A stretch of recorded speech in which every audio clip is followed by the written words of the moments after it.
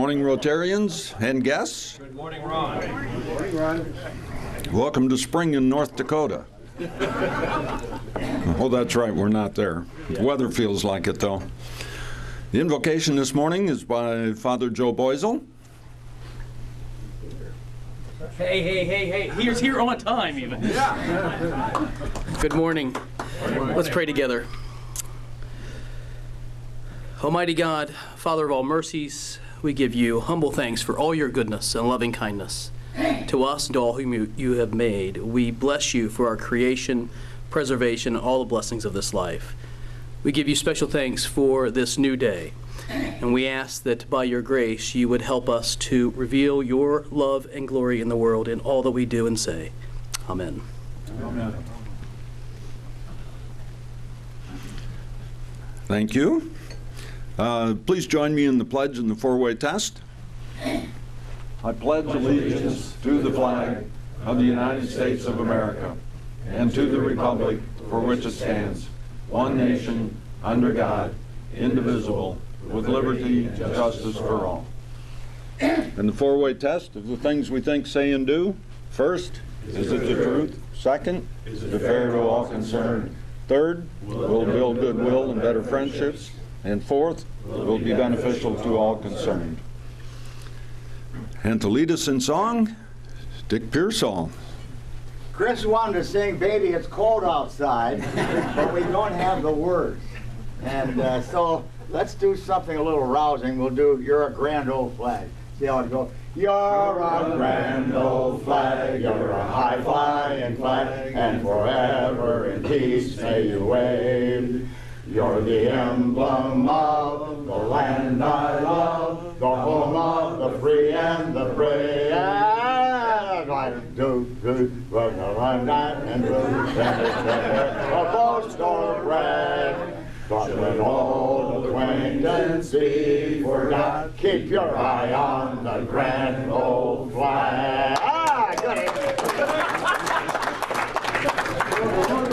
Thank you, Dick. And now our president, Joe Avella.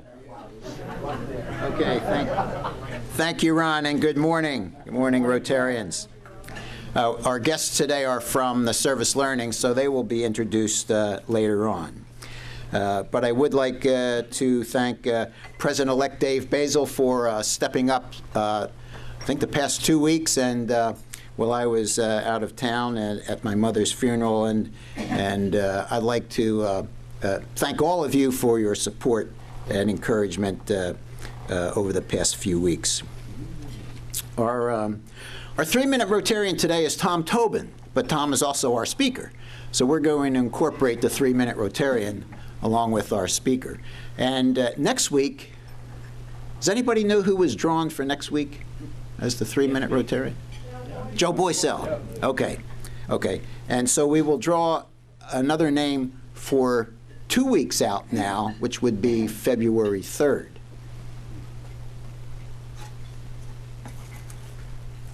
This gives you plenty of time to practice.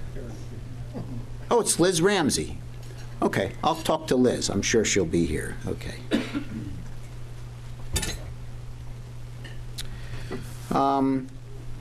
We received a letter to the foundation, to the Hudson Rotary Foundation, from the City of Hudson, and I will read that letter to you. On behalf of the City of Hudson, I wish to thank the Hudson Rotary Foundation for the grant of $1,200 for production costs associated with the Hudson Cable Television, Good Day in Hudson, and various other programs.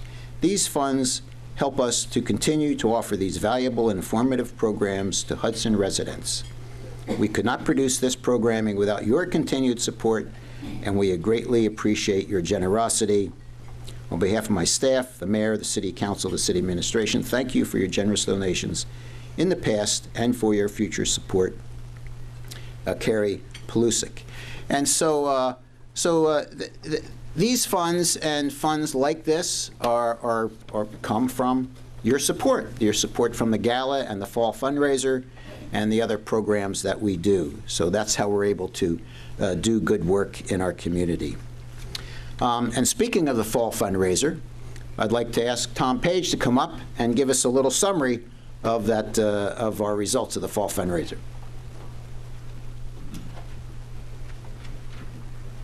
Thank you, Joe, and good morning, everybody.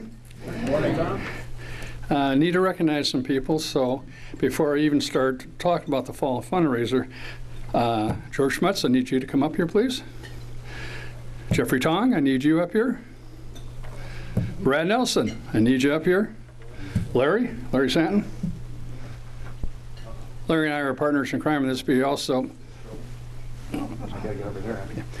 but he's also is captain of a team. And then I don't think I saw Roseanne Drake. Okay, and then I also need, Jim Ahern, I think he's on vacation. Gail Royster, I need you up here, please. And Lonnie Banner, please.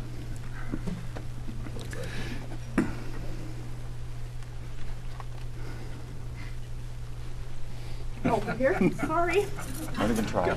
This is orchestrated here. Anyway, we had a successful fall fundraiser. We hit our target and then some. That's because of all of you. I think there's only 2 people who didn't participate, so we'll work on them. But the rest of you did, and big time. And so we had a $100 per person goal. Well, we beat that, which is good. And I'll tell you more about that later. But these people, George, and by the way, this is the rookie of the year. There you go. George, by himself, sold 21 dozen roses and 26 cans of caramel corn. All right. Yeah. Then Brad's team, Jeffrey Tong, Larry Santon Super Sellers, they did a super job. I wish Roseanne was here.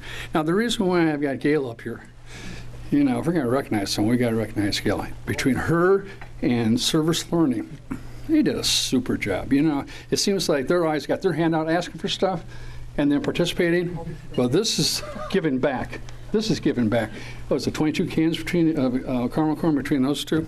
That's fantastic. Now, before I got some awards for them. Before I do that, we netted for the youth $5,752. So that's a good thing. And Larry and I have signed up to do this again, if you'll have us. And we don't mind doing it. But I picked some of these up. I've had these, and I thought, you know, this is perfect. Service above self medallions with a 4-way test on back. Some of you have gotten these from me before, but George? Riley? Jeffrey? Thank you. Thank you. Mr. Super Seller? All right. Gail? Thank you. All right. It doesn't flip. It didn't flip. Oh, yeah. This isn't football. Thank you. That's all I have. Okay.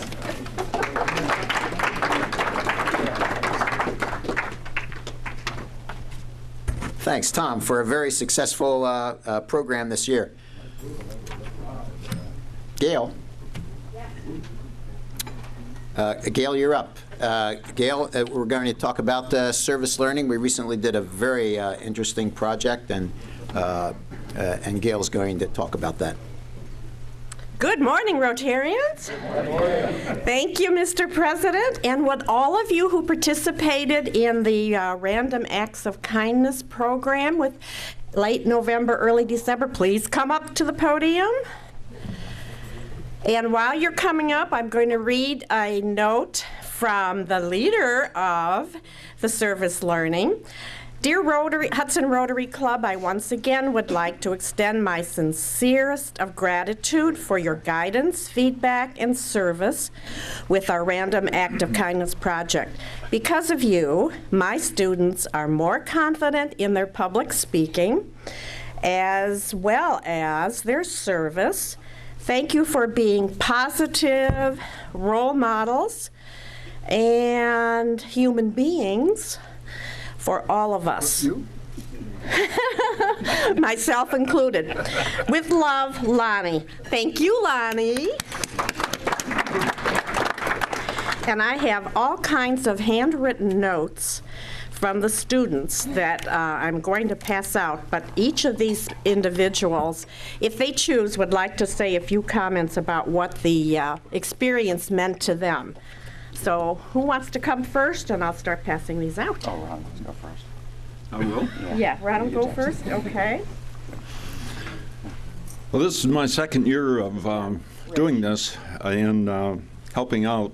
And to me, it's interesting to see the poise and the abilities of these high school students to get up and speak. And it's interesting to see their research and what they've done. And I really enjoy it. It's just great doing anything with this group of young ladies and gentlemen.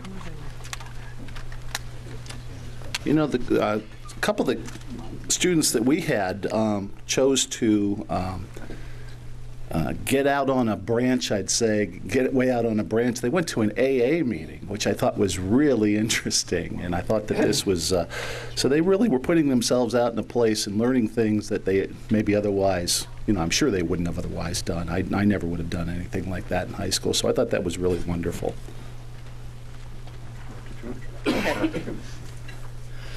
No, this was my first year doing that, and it was a great experience. You know, I think the kids are good. They, and it's nice because it looks like they actually take the feedback and take something from it, and hopefully learn things from the entire process and become better and become, like I say, lifetime learners, better presenters, and good at giving back in service. So, thanks. I agree with you, George. In particular, I'm amazed at how much more our kids are getting in a class like this than we did 65 years ago. What a heck of a difference. And it's a super, super performance. The kids are impressive. They're thinking about cause and effect. They're thinking about their community, how they affect it, and how it affects them.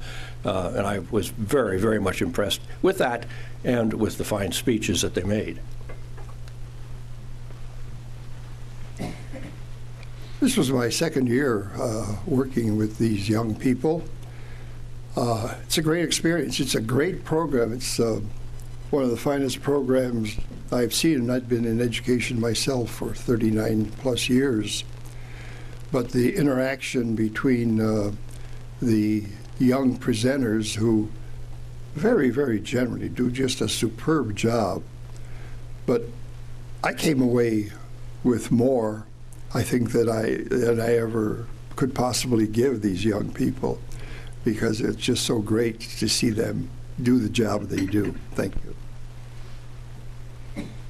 This is my first year, and I truly enjoyed the experience. I can't wait till next year.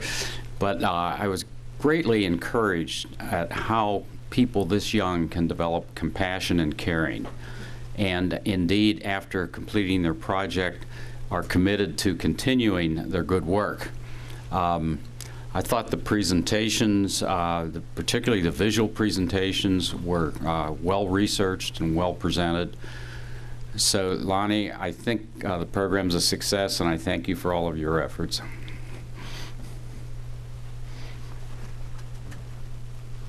Well, a little bit of a similar vein to Jay. I was very impressed by how the students working with the uncomfortable group showed so much empathy and compassion, and I think really learned to understand better these people. So I enjoyed it very much.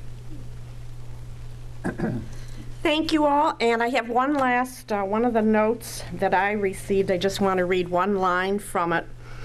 Let's see. Your questions, this is directed to all of us, your questions and comments were really helpful to us and opened our eyes to things we never would have thought about without, and the additional reasoning that you brought to it. So it's nice to know that they appreciated some of the value that we brought to it, as well as what we took away from it. So thank you all very much. Thank you, gentlemen. Thank you.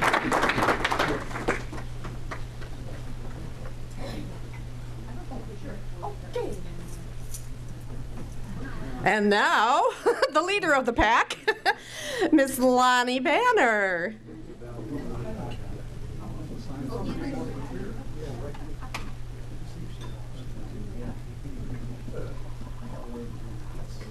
Good morning, everyone. Thank you so much for your kind words about service learning. We as a family work really hard to bring compassion and empathy and open-mindedness to our community, and thank you so much for being a part of it. Also, I want to thank you. We just received your very generous donation of $1,000 to help us prepare care packages, not only for the Valor Home, our veterans homeless shelter in inner city Akron, but also Haven of Rest in honor of Jimmy Sutphin. So thank you so much for your kindness. I've got two fantastic students here today who are going to talk to you about their service. Maybe some of you remember their faces, but this is the wonderful Will Jordan and Sienna De Matisse, and they're going to be talking to you about their sites. Please excuse me. So, Will, you're up first, darling. Okay, so every Tuesday and Wednesday I go and volunteer at the Ledgeview Elementary School in Macedonia, so I'll be there today.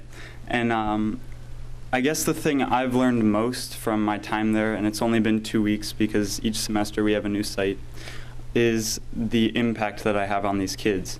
And it's a huge impact, but at first I didn't realize what it was.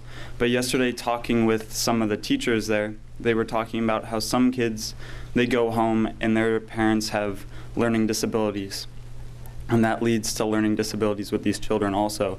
So some of these students try super hard at school, but they don't have the support at home. So at times I'll just sit down and I'll talk or read with them, and that just helps them enormously, more than I would ever know.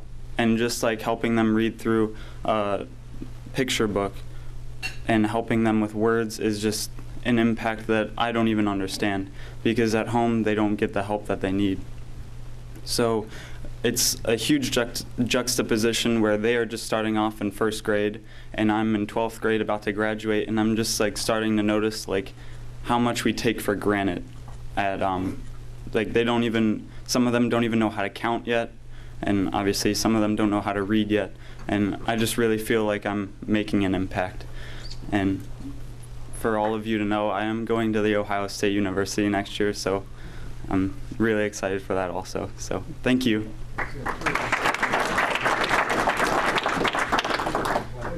All right, hello, my name is Sienna De Matisse, and as being a part of service learning, I never really knew what I was getting myself into when I signed up.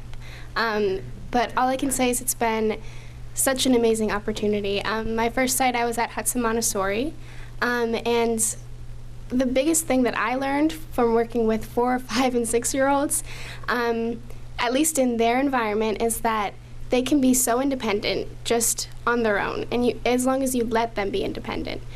So the thing that I learned from Mrs. Blatnick, which was my site supervisor, is that instead of giving them your, saying, I'm proud of you, or good job, you did well, try and let them find it in themselves. So let them be proud of themselves. So don't give them the want to please other people, but the want to please themselves, and to kind of be self-sustainable.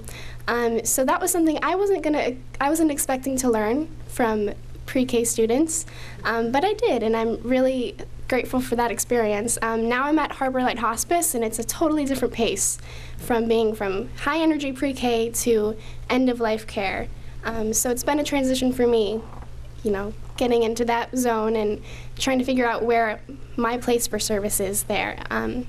But I know that it'll transition well into my future, and I plan on pursuing service throughout my life. I don't think that's something you can just walk away from.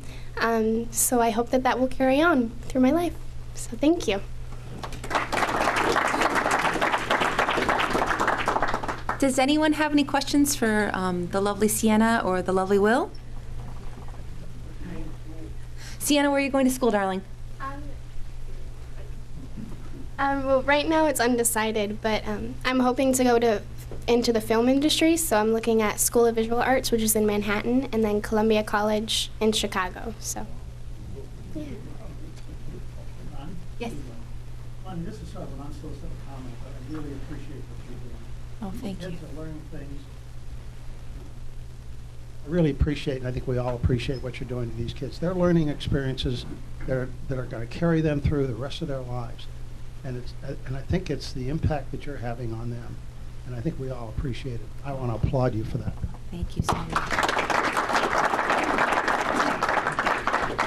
And I couldn't do what I do without my fantastic co-teachers. So Marty Bach, Brittany Amier, Jamie Kosman, they're my brothers and sisters, and we work on it together. So I appreciate them very much. So thank you so much, everyone.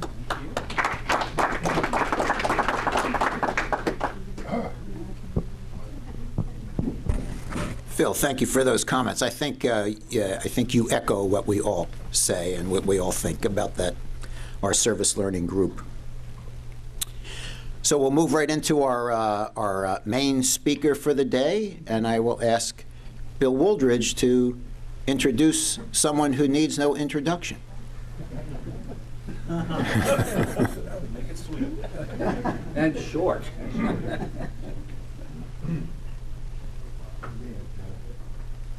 Well, good morning, Rotarians. I guess the question of the morning is, how do you introduce somebody who's going to introduce themselves?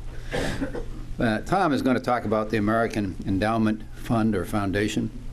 And I just want to mention that many years ago, that fund, especially with Phil, his father, was very instrumental in helping us start up the Hudson Community Foundation. So AEF, and I don't know if Tom will mention that, has been so helpful to Hudson in many ways. Tom Tobin.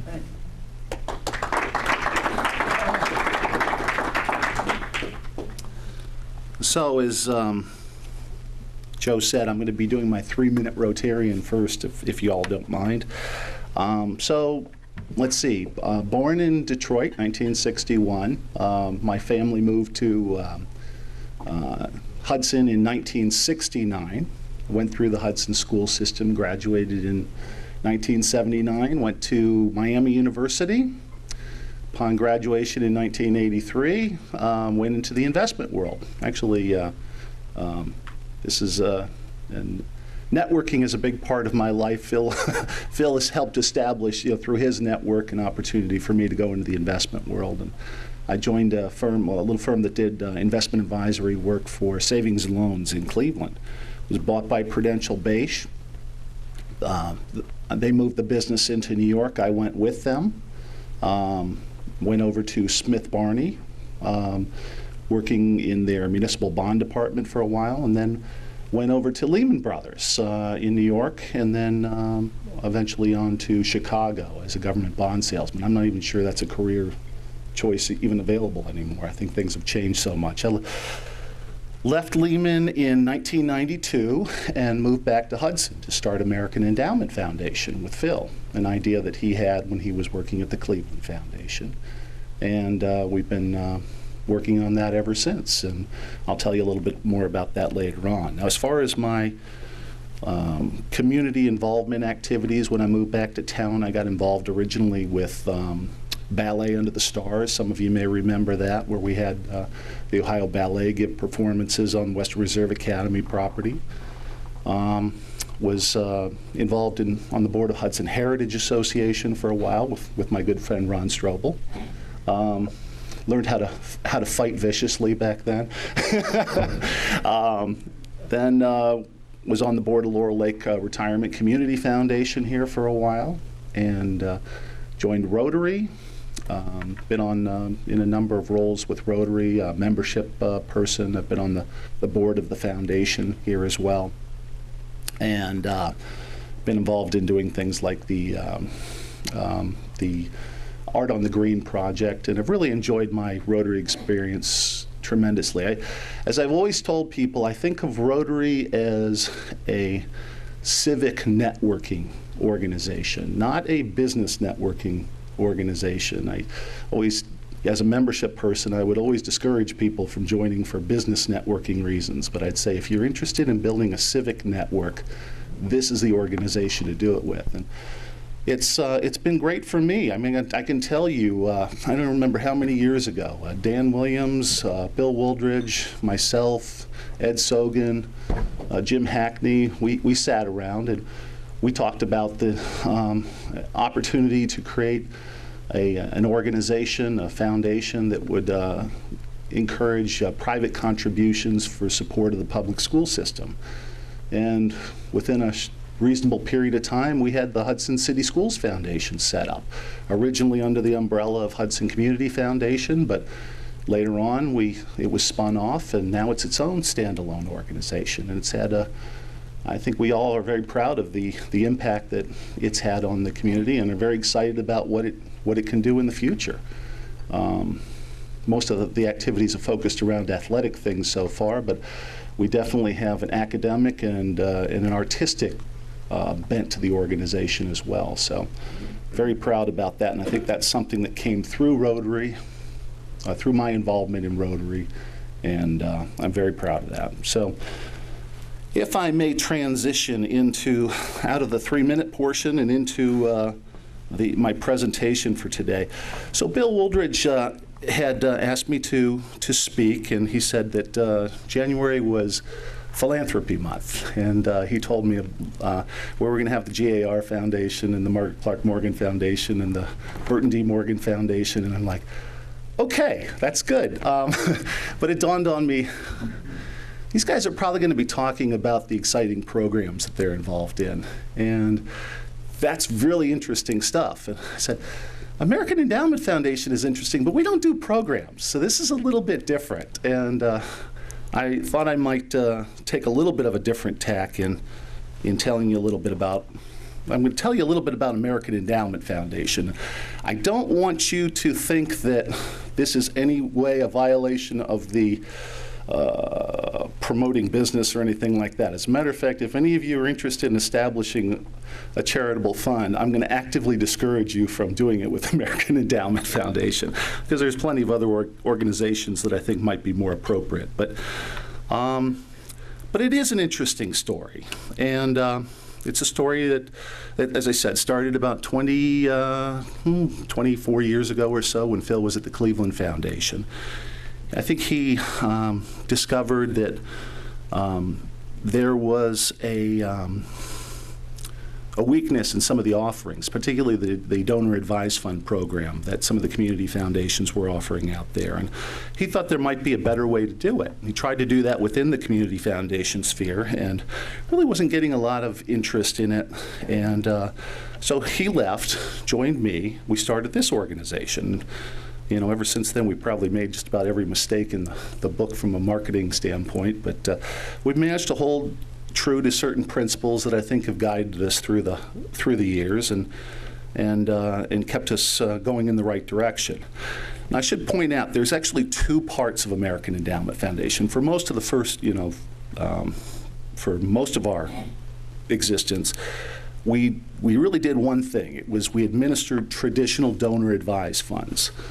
And okay, yeah, here we go. This is a chart that I think Phil had put together about traditional donor advised funds. I mean, it's a very simple concept. I'm not sure this chart is, I'm as familiar with it as I should be, but basically the idea is that Mr. and Mrs. Smith, the donors, often working with their financial advisors, excuse me, let me go back there. Oh, oops, wrong one. Okay, working with their financial advisors, decide that they have some combination of charitable inclination and some tax situation that they'd like to address. They set up a donor advised fund with American Endowment Foundation or any one of, hundreds of other organizations that offer donor advised funds.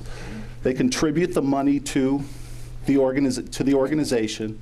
A fund is established, the Smith Family Charitable Fund, which is like an account at a bank, if you will, but this is an account with a charitable organization. And then they reserve the right to make recommendations to us concerning how the money gets invested, and then from time to time, grants that they'd like to be made to their favorite charities, and then eventually what's going to happen to the fund once they're gone someday. And in most cases, I think our donors envision that, I'd say at least 90% they envision their children or grandchildren will take over as successor advisors of the fund someday. But it's a purely charitable vehicle. Every dollar that goes in will eventually find its way to charity, other than the administrative things that we have to do along the way. And our administrative portion is very small. It works out to about, I think on average, about 0.4%. 40 basis points on average. So it's a very efficient sort of a thing. And just to give you an idea of the money that people give us, and probably about the average size is maybe $250,000 is the average donor advised fund. They're distributing about 12% a year to their favorite charities. So that's a little bit about what a donor advised fund is, or a traditional donor advised fund. And let me just compare that to our other program, which is something we started a few years ago. We call it micro-giving. We partnered with this for-profit company who had decided that there were some weaknesses in the way corporate matching gift programs work. So if you're a middle manager employee at Coca-Cola and you want to make a gift to Western Reserve Academy and you'd like Coca-Cola to match it, there was kind of a cumbersome process. They had gone through and they kind of automated this, they streamlined it, and they decided that they needed an organization like us to play a middleman in the process. So now we have a business that is run by my brother, John Tobin, where we are playing that middleman role. The Coca-Cola employee tells Coke, I'd like to set aside some money from my payroll. I'd like Coca-Cola to match it. Both of those chunks of money come to American Endowment Foundation. John checks to make sure they're legitimate charities, that there's no problems, and then he processes those distributions to the charities. And that has been growing quite a bit. I mean, our partners in this process are amazing salespeople. I was going to read off some of the companies that they've managed to engage in this process. ADP, Ameriprise, Apple, Coca-Cola, Nike, Prudential, SAP, Time Warner, United Health Group, Microsoft, Google. It's amazing. So this year, I think, or this past year, I think John processed about $220 million in contributions through American Endowment Foundation to charities all throughout the United States, which is pretty amazing for a business that started just a couple of years ago. Let's see. Let me go back to the traditional donor advised fund portion again, if I will, if you will allow me, because we're actually becoming a bit of a player. Well, actually, this number reflects actually both sides of the business. This the Chronicle of Philanthropy puts out a Philanthropy 400 list each year. And you will see right there, American Endowment Foundation. This is a measure of charitable organizations, the private contributions that go to charitable organizations throughout the United States. And you'll see American Endowment Foundation now ranks 53rd in the United States. We brought in $402 million of private contributions, just behind University of Chicago, Yale University, University of Michigan. That number is going to be we're going to be going up quite significantly from there. I think we're expecting total contributions in 2015 to be a little over $600 million. So we're going to be even bumping up the list quite a bit more, which I'm very proud of. And I think Phil deserves a lot of credit for helping make that happen, particularly on the traditional donor advised fund side of things.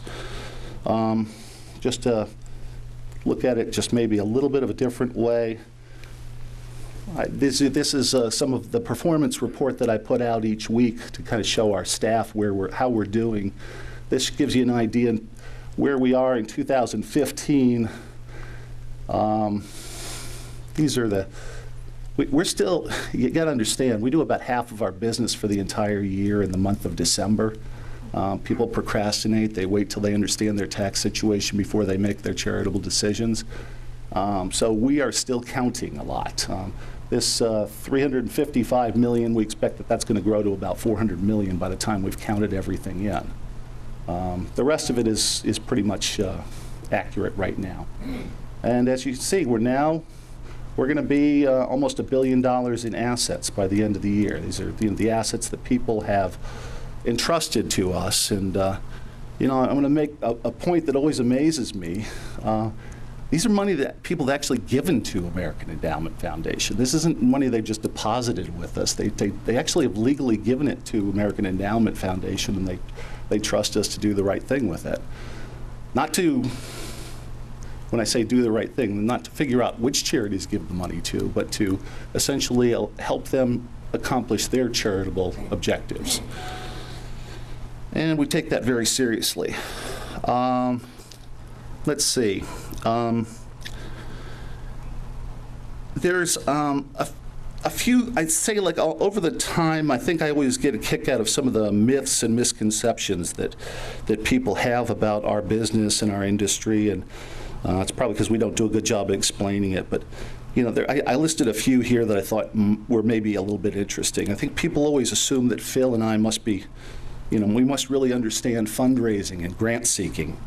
And the fact of the matter is we know nothing about those sorts of things other than the attempts that we've tried to do in our own personal lives. Like, I think years ago, Phil was trying to raise money for a new piano at St. Mary's. And, I've been involved in doing things for the stadium and some other tennis court projects. And it's very humbling to learn how little I understand about fundraising or grant seeking. But that's not part of what we do.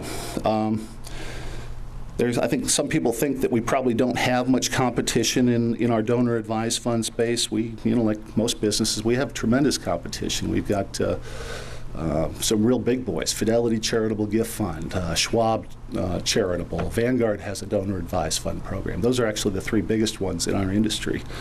And then there's hundreds of community foundations, Jewish federations, colleges and universities, all sorts of organizations that are in this donor advised fund space. But we managed to find our own niche in that, and it's working pretty well. Many people think that maybe a lot of our donors are right here in Northeast Ohio. Actually, very few of them are. Our donors are brought to us through professional advisors that we've developed relationships with throughout the United States. I think we have funds with donors in every state of the country. I think a lot of people think that our donors, or maybe even generally donors, sometimes who set up something like a donor advised fund don't have an idea of necessarily what they want to support, and they look to us for guidance for that sort of thing. That almost never happens. If they don't know what they want to support right now, I think generally when they set up the fund, they know that they're willing to dedicate these dollars for charitable purposes. Now, they either know what those purposes are now, or they're willing to sit down and think about that over time, and that's what this vehicle allows them to do. But they very seldom ask us for our opinion or our suggestions on what to give money to. I think some people think that donors give purely for tax reasons. That's never the case. I don't think I've ever seen a philanthropic financial plan where the donor has done better off for himself and his family by doing something, I'm saying financially, by doing the plan rather than not doing it. So you definitely have to have a charitable interest to be involved in this thing. And we see that in our donors. They're just wonderful people, and it's a real honor to work with them and help them do what they want to do. This is one that I always get a little bit of a kick about, because I think whenever there's a fundraising sort of a thing, I think people often think, well, let's go to the companies, let's go to the corporations and ask them to give. Well, this is a chart that gives you an idea of where charitable contributions come from in the United States. And I would so that adds up to $300 and some billion each year is contributed to charity. And that gives you an idea of, we have individuals at 72%, foundations at 15%, bequests. Everybody know what a bequest is? That's basically a testamentary contribution. And then you have corporations at 5%. I would make the case that this is maybe even a little bit misleading. I think you could add the 72 to the 15%, because a lot of the foundation money is individuals giving through their foundations. Bequests are certainly contributions by people just at a different time of life. And I think maybe even the 5% for corporations is overstated, because a lot of corporation owners are contributing through their corporations. These are personal decisions that donors make. Charitable giving is a personal sort of a thing, and that's where the decision is made. It's not made by, boards of directors of corporations generally. And if they do, they're generally, my contention is they're usually doing it for public relations reasons, and I tell you that they're obviously very good at promoting that too, because you hear a lot about it, and this is what makes everybody think that they're a bigger player than they are. Let's see. I think maybe the last one is that giving money away is easy. Maybe that's, it's easy to give money away. To do it well and to do it with satisfaction is something that I think people struggle with at every level. And there's lots of stories. You talk to any philanthropist and they'll tell you about, they may focus on their successes, but there's been a lot of frustrations and missteps along the way. We get a lot of satisfaction from doing what we do. I mean, a lot of times it is a little bit of a, we're running a business that's similar to a bank in many respects. We're moving money around. We're arranging for it to be invested. We're, sending out receipts. We're doing a lot of paperwork and things like that. But at the same time, we do get a chance to step back and see what our donors are accomplishing. And it gives us a tremendous amount of satisfaction to know that we played a role in that. And one of the roles I think that is most important is our mission is to expand the capacity of philanthropy in the United States, to make it easier and more attractive for people to give, so that they will give more.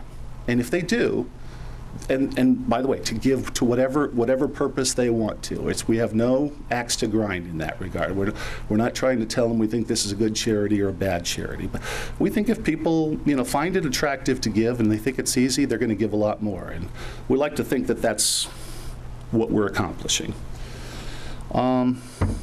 If I can shift away from American Endowment Foundation for a little bit, I just wanted to throw a few other things that I thought was interesting. When I think the first exposure I had to philanthropy was when I was a wee young guy at church, and I was an altar boy at St. Mary's, and I came across a plaque there at St. Mary's that always intrigued me. And it's still there. I took this picture of it the other day. Oh, darn, it's a little bit hard to read. But this is a plaque. It talks about the fact that the church, if you can't read it, this church stands on the farmland of David Hudson, founder of this town. In his house, still standing nearby, Julia Coleman worked for 37 years at the wage of $3 a week as the servant of Anner Hudson Baldwin. Through dedicated self-denial, Miss Coleman saved, but with one end in view, stated in her last will and testament. And I wasn't able to get the rest of it, but basically she wanted to have a church built in Hudson, a brick church. I think she felt that she always admired, apparently, the brick churches on, I think it was the Congregational Church. And she thought that Hudson should have a brick Catholic church. Of course, at the time, I think Hudson had the little church on the green, which was, so in 1970, I think, her will, or the money from her that she had left, which had accumulated to, I think it was approximately $16,000, was used. Obviously, that wasn't enough to do it all, but I would imagine she was probably the largest contributor to help establish the new St. Mary's Church. Well, this one, when I say the new one, this is the pyramid portion of what's there now. This was the church that was built. And I always thought this was just an amazing, inspiring, selfless sort of a story, and it's always inspired me. I think, for a number of years I probably didn't care as much about philanthropy, but then I think when Phil got more involved in it, over time, I started to realize that there's examples of philanthropy all around us, and I just I've always been I guess I've been amazed about it for a long time. I kind of am able to look at the world through philanthropic eyes, if you will, and say, there's an example there, there's an example there, there's an example there. If, you know, there's just an amazing amount of things around us. I find it all just, you know, I think it's invisible to a lot of people, but I get a tremendous kick out of it. Another thing that I guess I'd say was inspiring, there's a group called Leave a Legacy. And I think they presented to us maybe a couple of years ago, something like that. But their mission in life is to encourage people to give on a testamentary basis. And this was an ad that I saw years ago, and it still touches me a little bit. It's an ad that they run in various magazines, but it says, pet groomer Jenny Baxter died in 1972. At 5 p.m. today, she'll feed 50 stray dogs. Jenny would have done her job for free. She loved caring for animals and was forever rescuing strays. More animals will be saved because Jenny included a bequest to the local shelter in her will. Thanks to Jenny, tails are still wagging. Include your favorite cause in your will or estate plan. Contact a charitable organization, attorney, financial advisor, blah, blah, blah. So anyway, I just think this is a sort of thing that really touches me. I hope it touches other people. I think about this when we talk about Hudson Rotary Foundation, when we talk about other organizations too, like Hudson City Schools Foundation and Hudson Community Foundation and all the great organizations we have here in town. But I mean, particularly for this audience, I would ask you all to think about what this means relative to our own Hudson Rotary Foundation, and to make a plan like that. Talk to your attorney and see if it's something that fits with you, if that means something to you. And but it does to me, and does to Gail, and I know it does to Phil and some of the other members of the club. And we've made those plans, and I encourage you all to do that as well. I guess I think I've been toying around with the concept for a while. I think of philanthropy as being kind of a way of expressing yourself. And I think there's people that are really good at expressing themselves artistically or musically or literally. But I think there's an opportunity for everybody to express themselves philanthropically too. And I think I see a lot of that in some of these contributions. You know, you can really tell a lot about the story of their lives and what was important to them. And I guess I challenge everybody here to consider that, and to consider a way that you might express yourselves philanthropically. So that's all I have. Are there any questions?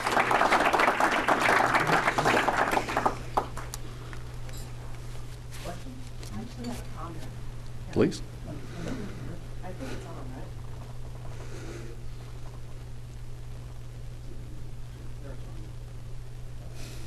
Thanks for the presentation. And actually, Phil, you and I met several years ago, and I would imagine in your line of work that stories are huge.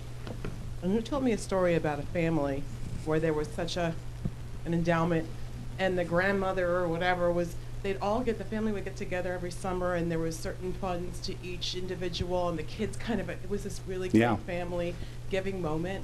And you have no idea. I would imagine stories are big in your field, because I remember telling my husband, I said, someday we have 0 grandchildren, so I still have time. But I would love to have something like that where you just are getting around some wonderful, it's like a teachable, bonding, wonderful moment. You have no idea. That story stuck with me big time. So. Well, Donna, you're never going to catch up, because this lady has about a dozen children living in Chicago, and she has about 35 grandchildren or something. I feel actually sent him out to go visit and to help them with their family meeting. And it was amazing. She apparently had come up with some sort of a strategy where the grandkids could make recommendations to the adults on grants that they'd like made from this family fund, but they couldn't do it verbally. They had to do it through like skits. You know, they had to act it out somehow. And Phil was very impressed with that. And that is a story that we tell. And I think it's an example of the types of people we work with. Yeah.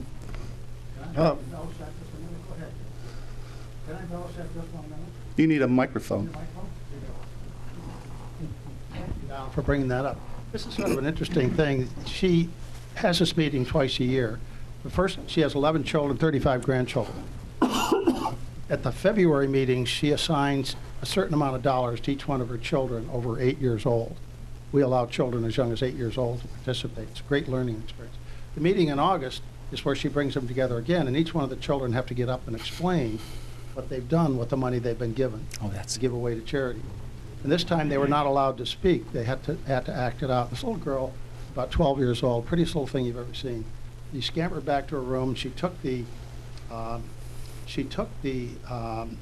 light bulb out of a lamp on her in her room, and she took the sheet off the bed. She came back to her room, back to the room where they're having this meeting, and when her time came up to speak, she dragged a little milk carton in and stood up on top of it, wrapped herself in the sheet, and hung up her hand with the light bulb. And of course, everybody had to guess. These were all charade lessons, went on for about 3 hours, but this particular girl, what do you think she gave her money to? Because all the kids had to guess. Statue of Liberty Foundation. This went on for 3.5 hours. I've never seen anything in my whole life. The bonding that went on between those kids themselves, but most importantly, the bonding that went on between the grandmother and the grandchildren. It was just phenomenal. It's one of those stories that it just turned you. The wonderful family. They, as we dug a little deeper into it, we found out that they were very close business partners with another family here in Hudson, and so there's those connections all the time. Yeah, please. Very enlightening presentation, Tony. Thank you. How closely do your donors monitor the investment performance of their funds? And do you have various strategies or particularly designed strategies for each donor? Well, we have it's interesting. We've woven it into our marketing strategy, which I usually try not to make too big a deal out of. But the way we do this is the donor, when they set up a fund, we ask them, how would you like the money invested? And by the way, if you'd like your financial advisor involved in that, the person that you trust managing the rest of your money, we could engage that financial advisor in managing this portion for us. So it's very much open architecture. No, we don't have pools or, Chinese menu of you can choose A, B, or C. Nothing like that. It's usually we have thousands of investment accounts with hundreds of financial institutions around the country, and that's actually an operational challenge, but it's one that we've taken on, and what that's allowed us to do is also not just engaging the financial advisors in the process of marketing us to their clients, but also it's allowed,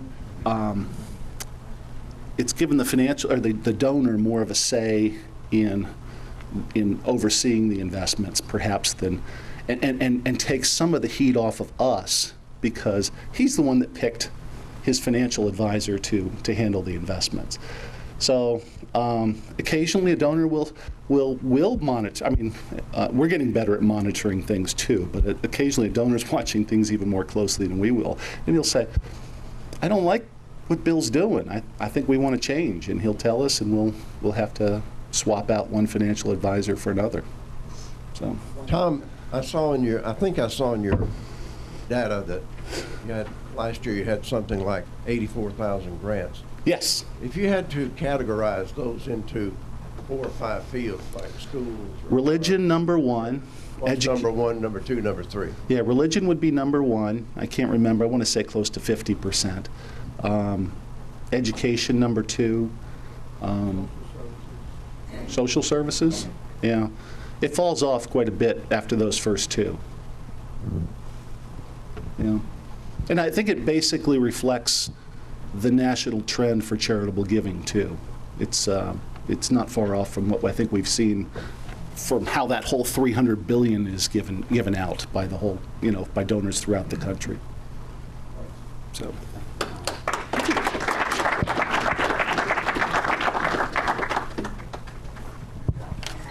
Thank you, Tom. So next week's meeting, we will continue with the last week of philanthropy, and we will have Deb Hoover from the Burton D. Morgan Foundation. So thanks today to Ron Strobel and Bill Wooldridge as our greeters, our audio-visual team, Tom Page, Jeff Tong was here, James Field, John Hairston, Den Rich was here early, and Ron Barnhouse for helping tear down. And Sienna DeMattis, thanks for filling in as the audio-visual. Next week, we'll have a foundation board meeting. Not this week, it's usually this week, but it'll be next week, and everyone is invited to attend. That will be following our normal meeting. So today's Rotabuck drawing is $14, the payout, and $124. It's growing, $124 for the jackpot.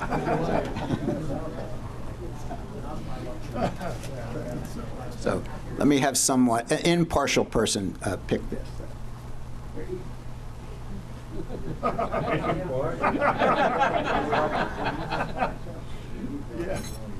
It's only $124, so okay, it is last four, 3526. 3526, and it is Catherine.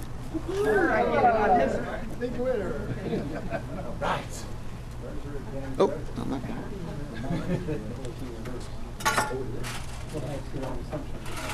Come on. Here's your payout. Okay. And the black, there's lots of marbles in there. There's lots of marbles. Not a chance. Okay. Thank you. No black marble. Thank you. Have a great day.